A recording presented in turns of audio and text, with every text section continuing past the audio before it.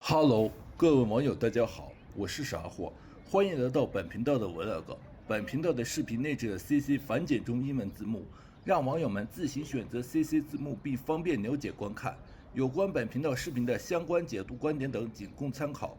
最近有一件事，我一開始看到的時候，其實是有點不太相信的，就是科技博主貝克東東，一個做了差不多10年的 B 站賬號，突然之間被永久封禁了。而且是那種沒有明確解釋，也沒辦法解封的那種封號。更讓我覺得有點奇怪的是，他自己也說，最新發的視頻其實只是一個很正常的三星 S26 Ultra 的評測。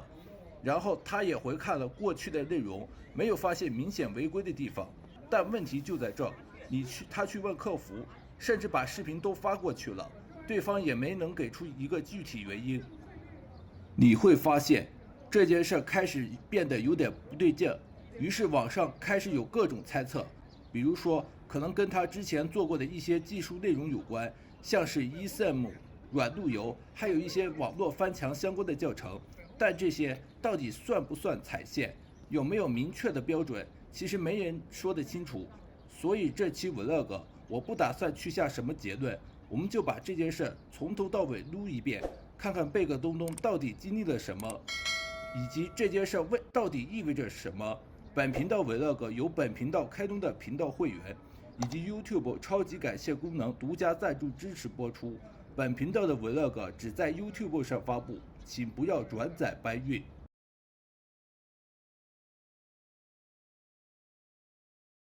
這一段我們先把事情最核心的部分講清楚。貝克東東這個賬號是怎麼一步一步被封掉的？時間點是在3月21日那天，貝克東東在自己的微信朋友圈發一條動態，大概意思就是說，他運營了差不多10年的 B 站賬號被永久封禁了，而且是那種沒有任何提前預警，也沒有申訴空間的那種封禁。說實話，這種情況本身就已經挺少見的了，因為一般來說，大多數賬號如果真的有問題，通常會經歷一個過程，比如限流、警告或者階段性處罰，但這一次是直接一步到位。而且更關鍵的是，他自己也提到，當時他賬號最新發布的一期視頻，其實只是一個比較常規的內容，一條關於三星 S6 Ultra 的評測視頻。也就是說，從表面上看，這並不是那種特別容易踩線的題材。所以在發現賬號被封之後，他第一反應其實也很正常，就是去找平台客服溝通。根據他自己的說法，他不僅去詢問了封禁原因，還把相關視頻發給了客服，希望能確認問題到底出在哪裡。但接下來發生的事情就開始變得有點微妙了。客服這邊並沒有給出一個明確的解釋，也就是說，到目前為止，他並沒有得到一個具體可以對應的某一條內容或者某一個違規點的理由。那這就會帶來一個問題，如果連當事人自己都不知道問題在哪，那這個封禁到底是基於什麼標準？所以也正是在這個階段，外界的各種猜測就開始出現了。有部分網友就提到，可能問題並不在他最近發布的這條評測視頻，而是在他過去的一些內容上。比如說他之前做過一些技術相關的視頻，涉及到像 eSIM 軟路由等，甚至是一些網絡翻牆搭建的相關教程等。這些內容本身在科技圈其實是挺常見的，但他們確實也處在一個比較邊界感模糊的位置。簡單說就是你很難他說一定違規，但也不一定完全沒有風險。所以有一種說法是，這次封號可能是一個累計結果，而不是某一條視頻單獨觸發的。當然，這個說法目前也只是網友們的推測，並沒有任何官方的確認。但你會發現，這種沒有答案的狀態本身就很容易引發更多討論。再往後，就是他對這些事的公開表達。除了朋友圈之外，他也發布了相關的視頻，講述自己賬號被封的情況。從內容來看，他的態度其實還是克制的，更多是在陳述事實，而不是情緒化表達。評論區這邊反應就比較複雜了。有的人在幫他分析原因，有的人在表達不滿，也有一些聲音開始往更極端的方向走，比如建議他直接換環境發展之類的。但比較值得注意的是，对于這些評論，貝克東東並沒有做太多的回應。整體來看，他在這一階段更多是一個信息發布者的角色，而不是參與討論的人。所以如果把整個封禁經過這一段簡單總結一下，其實是可以分成幾個關鍵點。第一，是封禁發生的非常突然，沒有明顯前兆。第二，是當事人主動溝通，但沒有得到明確解釋。第三，是外界根據以往的內容進行各種推測，但沒有定論。也正是正因為3個點疊在一起，這件事才會從一個普通的賬號封禁，慢慢變成了一個被更多人關注的事件。因為它不只是發生了什麼，而是為什麼發生，到現在也說不清楚。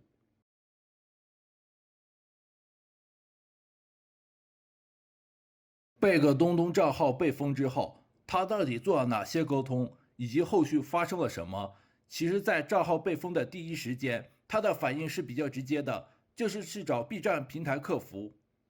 這個動作很好理解，因為對於絕大多數創作者來說，一旦賬號出現了問題，第一步一定是先確認原因，看看有沒有誤判，或者有沒有申訴的空間。根據他自己的說法，他當時是主動聯繫了 B 站客服，並且把相關視頻的內容一併交了過去，希望對方能幫忙核實到底是哪一部分出了問題。按理說，如果是比較明確的違規，一般客服是可以給出一個大致方向的，比如涉及哪一類內容，觸碰了哪條規則。但這一次的情況有點不太一樣，他在後續的反饋中提到，客服並沒有給出一個非常具體明確的封禁理由，也就是說，並沒有出現那種你哪一條視頻哪一個點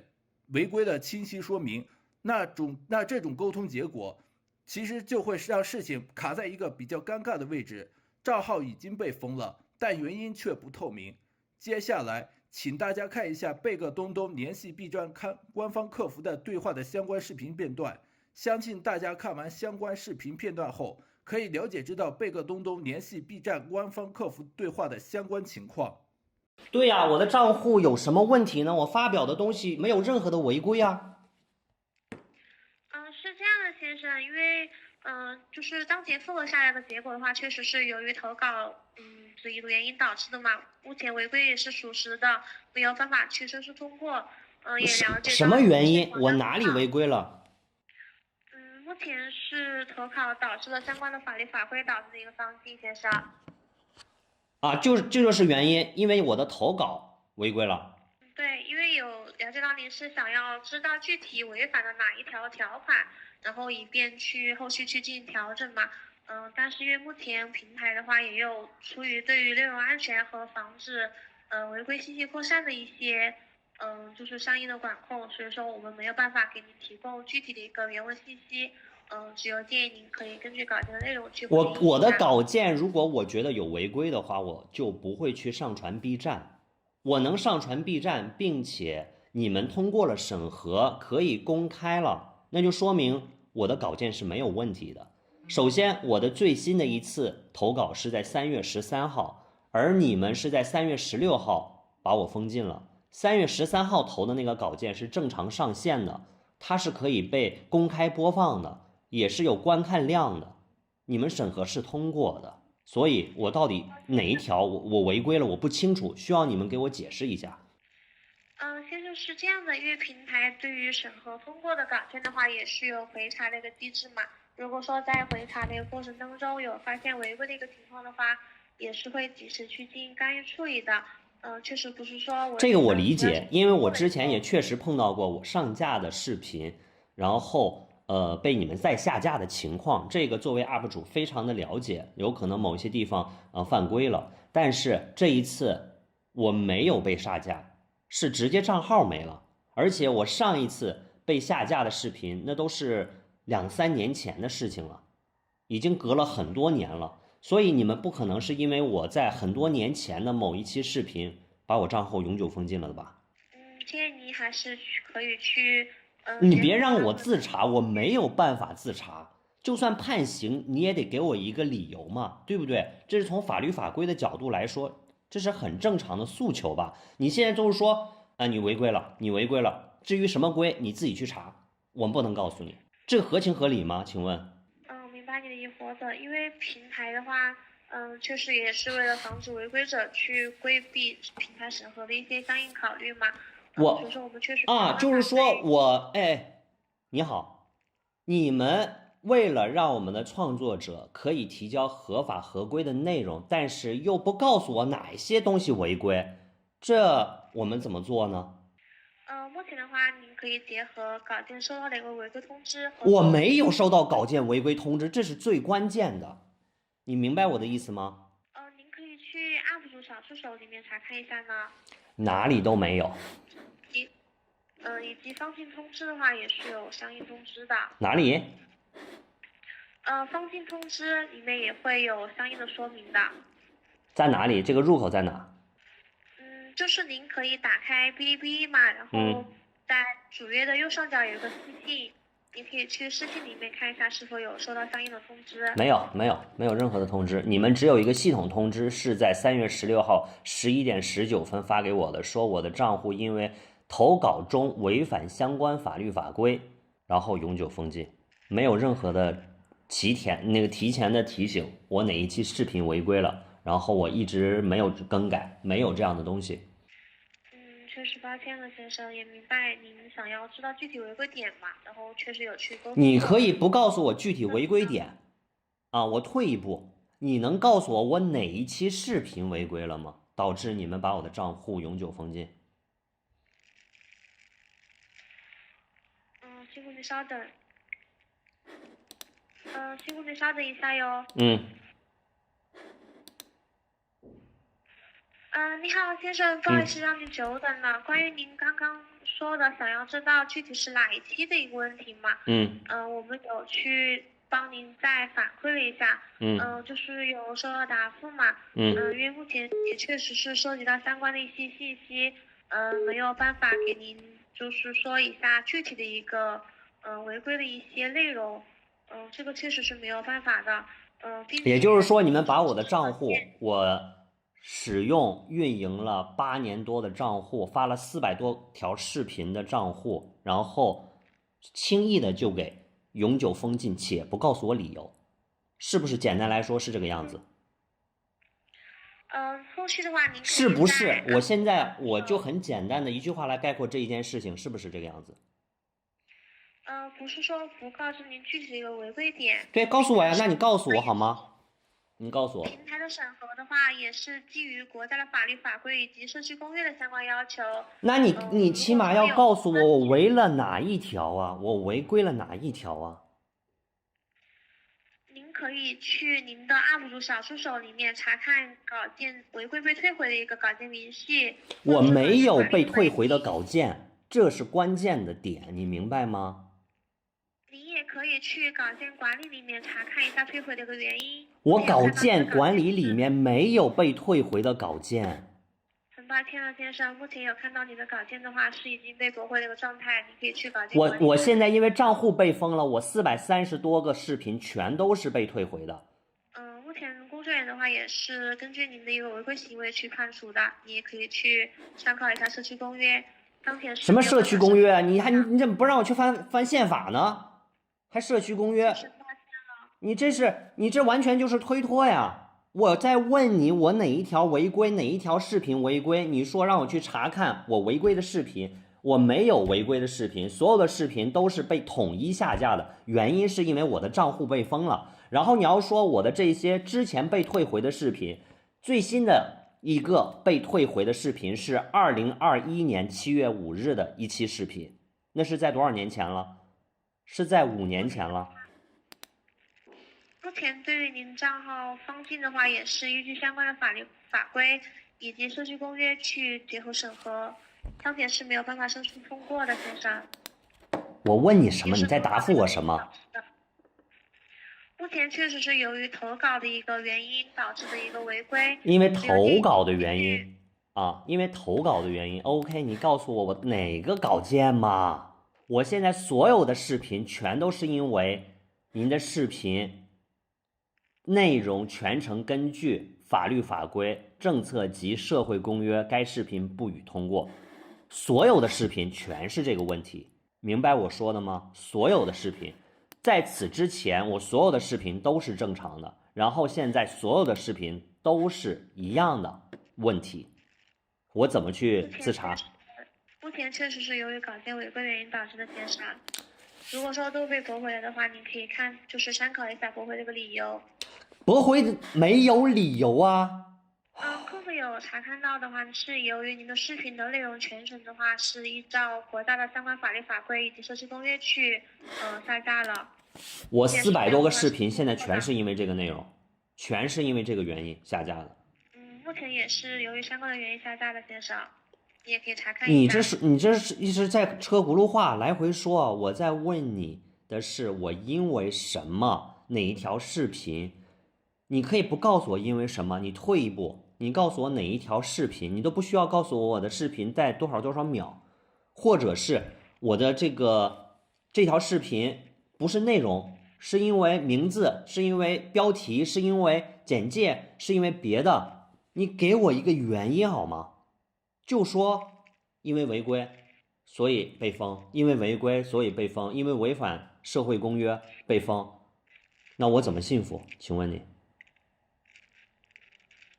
明白你的想法的，先生，只有建議您可以結合你的稿件去自行查看一下，也可以結合社區公約的一個管理條例去進行複核。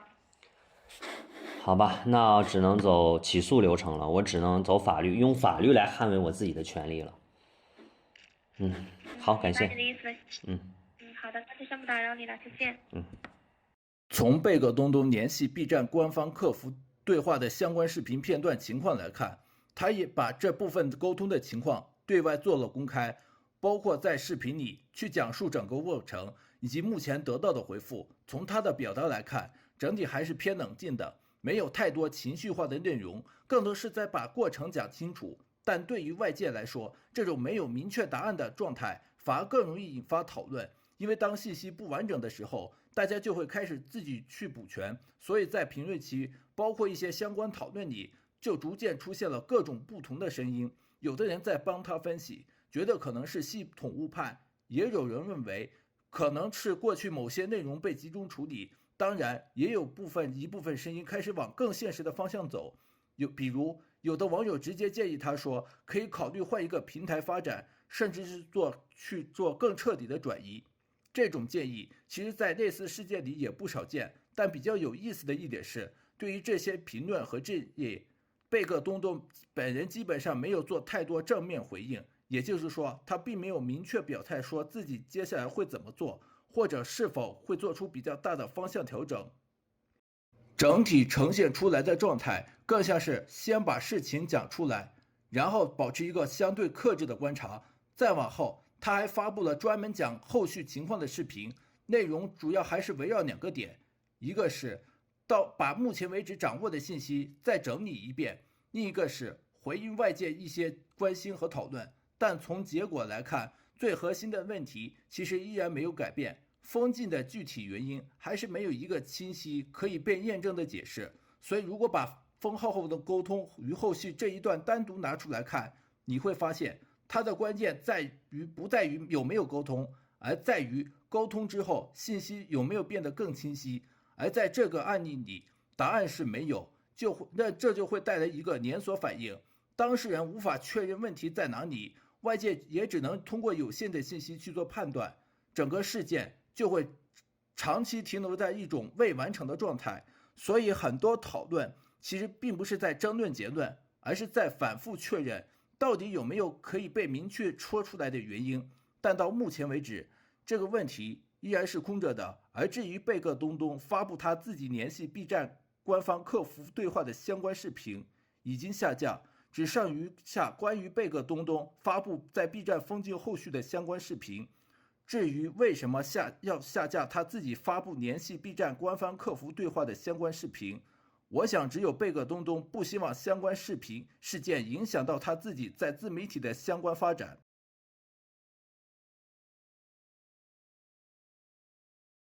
那接下來我們就來聊一個很多人最關心的問題：貝克東東這次被封，到底可能是因為什麼？先說結論，其實現在沒有任何一個官方的說法能直接對應到具體原因，所以這一段我們只能基於目前已經公開的信息，還有他以往做過的內容去做一個相對理性的分析。這裡面被提到的最多的幾個關鍵詞，其實就3個：eSIM、軟路由，還有一些翻牆網絡相關的教程。我們一個一個來說，先來說一下 eSIM 這個東西，本質上其實就是一種電子化的 SIM 卡的方案，在很多手機上已經是比較常見的功能了。從技術角度講，它本身沒有問題，甚至可以說是正常的通信技術的发展方向。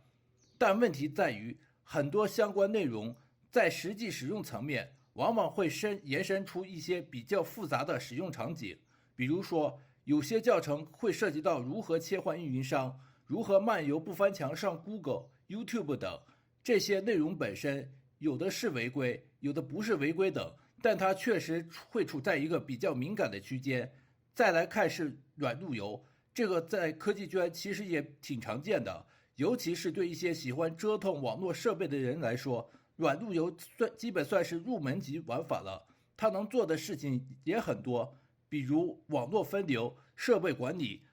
帶寬控制等等。但同樣的問題在於，當這些功能被講得越來越細，甚至涉及到更複雜的配置方式時，就會逐漸靠近一些平台不太願意被公開傳播的內容邊界，比如利用軟路由翻牆上網等。簡單來說，就是工具本身沒有問題，但具體怎麼用可能會變成問題。最後一個就是翻牆相關的網絡教程，這一類內容相對來說就敏感了，因為它本身就涉及到翻牆上網，而且在中国国內平台和環境下，對這類內容的態度是禁止的。雖然是在 YouTube 上發布，沒有發布到中國國內平台上，但如果一個賬號裡長期存在這類內容，哪怕只放在 YouTube， 而且不在中國國內平台上發布，哪怕單條視頻沒有特別突出的問題，也有可能在整體評估的時候被放到可能一個更嚴格的範圍裡去看。有一種比較常見的判斷是，這次封禁可能並不是因為某一條視頻，而是一個累積結果。也就是說，單看某一個內容可能都沒有特別明顯的問題，但當這些內容疊加在一起，被系統或者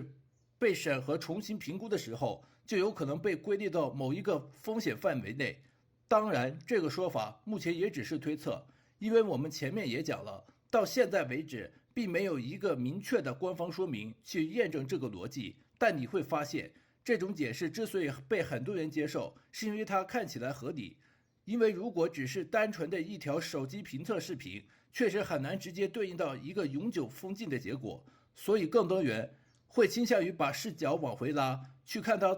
過往做過的那些內容。不過這裡也有一個問題，就是如果原因真的是這些內容，那具體是哪一條、哪一部分依然是不清楚的。那這樣一來，對於創作者來說，就會變成一個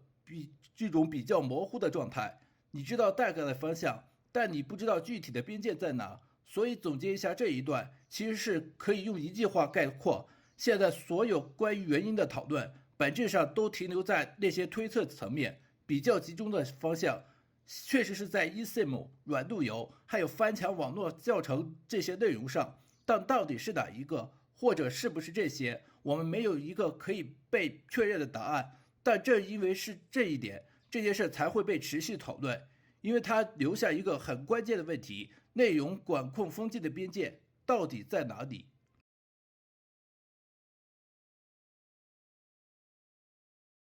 聊到這裡，其實就繞不開一個更大的問題：技術內容的邊界到底在哪裡？如果我們把貝克東東這次被封的討論往更深一層看，你會發現，爭議並不只是在封沒封，而是在於哪些內容算安全，哪些內容可能會被認為存在風險。尤其是像科技區、數碼區這類創作者，很多內容本質上都是在講怎麼用，比如說設備怎麼配置、網絡怎麼配置、設置、系統怎麼優化等。這些東西本身其實都是很正常的技術分享，但問題在於，當內容逐漸深入到一些更具體的使用場景時，就會出現所謂的灰色地帶。什麼叫灰色地帶？簡單理解，就是從技術上講它是可行的，從傳播上講它可能會被不同的平台用不同的標準去看待。比如像 eSIM 軟路由這類內容本身屬於正常的技術工具講解，但如果延伸到一些利用 eSIM 漫遊、帶有翻牆節點軟路由訪問在中國被屏蔽的網站或應用，或者翻牆網絡搭建思路，就可能會進入一個比較敏感的討論範圍。這裡並不是說這些內容一定有問題，而是說它們很難被一個統一清晰的標準去界定。再往外擴一點，其實不僅僅是這些內容，在很多平台上，關於網絡工具、系統配置，甚至一些進階的使用方法的討論，都有可能會遇到類似的問題。比如說，有些內容在一個平台是正常分享，在另一個平台可能會被更嚴格的監視。這就帶來一個現實情況：創作者在做內容的時候，很難只從技術是否正確去判斷，還需要考慮內容是否會被不同規則環境接受。但這個判斷本身就不容易，因為規則有的時候是明確的，有時候又是相對模糊的。對於觀眾來說，可能只是會看到一条条教程或一個評測，但對於創作者來說，每一個選題背後其實都在做一種風險評估。這種評估並不是說要刻意規避某些話題，而是在表達內容的時候找到一個相對穩妥的方式。所以你會發現，在一些成熟的科技內容創作者那裡，他們往往會更傾向講原理思路的，而不是特別細節化的操作路徑。這也是一種平衡。回到貝殼東東這次的事件之所以會引發討論，很大程度上也是因為它的內容類型本身就落在這種技術分享和實際應用交叉的位置。當這種類型的內容積累到一定程度之後，一旦被重新審視，就可能會出現不同的理解方式。但問題也在這裡，如果標準本身不夠透明，那對於創作者來說就很難提前判斷邊界在哪，於是就會出現一種情況，內容本身沒有變，但環境和解讀方式變了。所以這件事除了一個個賬號的封禁案例之外，也讓很多人開始重新思考一個更普遍的問題：在當前的內容環境裡，技術類內容到底應該如何表達，才能既保證信息完整，又能在規則範圍內運行？這個問題其實沒有一個統一答案。不同平台、不同地區，甚至不同的時間點，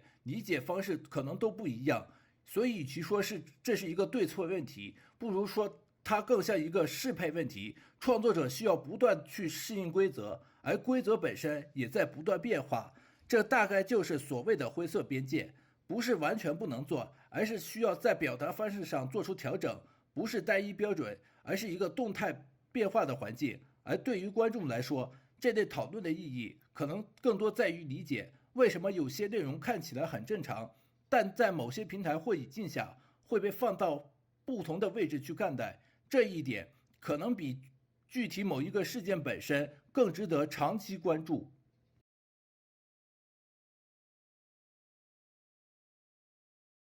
說完前面這些內容，其實很多人會自然想到一個問題：既然在一個平台遇到這種情況，那是不是可以把重心轉移到其他平台，比如全面轉向 YouTube， 重新開始？這個想法從表面上看是很直觀的，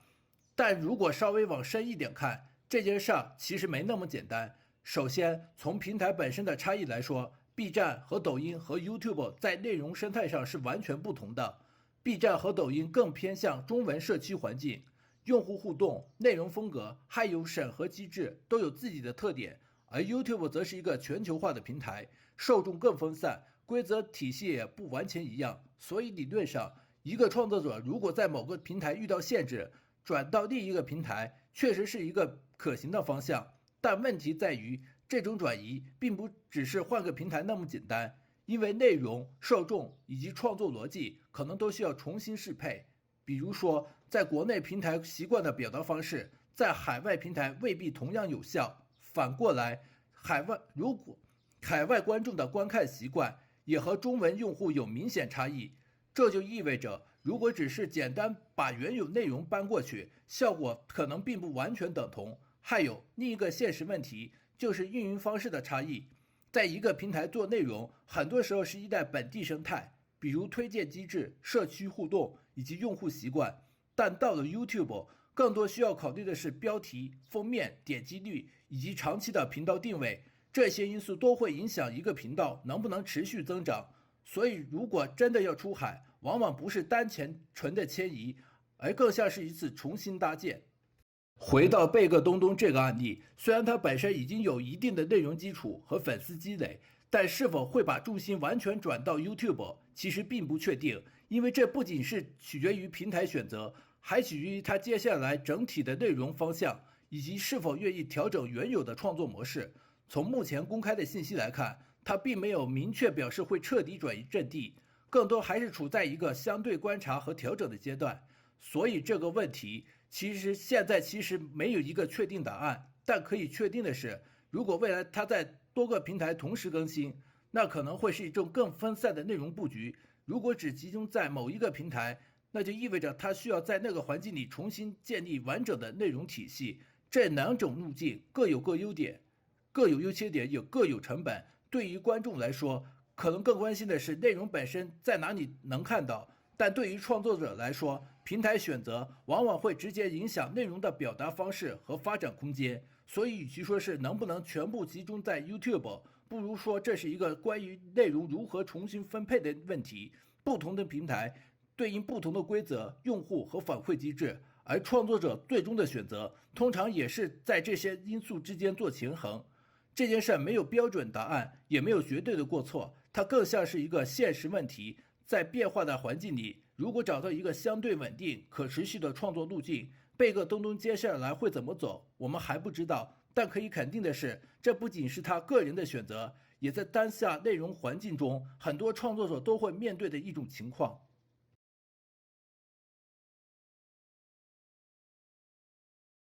其實把整個事情看下來，你會發現一個很現實的問題：這次封號真正讓人不安的，並不是封了一個賬號，而是很多人到現在也不知道問題到底出在哪裡。如果說是明確違規，那其實反而簡單，但現在的情況是，當事人自己也說不清，觀眾也只能靠猜。那這件事帶來的影響，其實就不只是貝克東東一個人了，因為對於很多內容創作者來說，尤其是做科技、做教程、做一些偏技術向內容的人來說，他們可能都會開始想一個問題：我現在做的這些內容，會不會某一天也突然變成有問題的？而且這種不確定性是最難處理的。當然，也有人在說，他是不是可以把內容轉到 YouTube 或者其他平台？但這個事情也沒那麼簡單。平台內容受众不同，環境也不完全一樣，不是說換個平台就能解決問題。所以到最後，其實這件事更像是一個提醒吧。關於平台規則，關於內容邊界，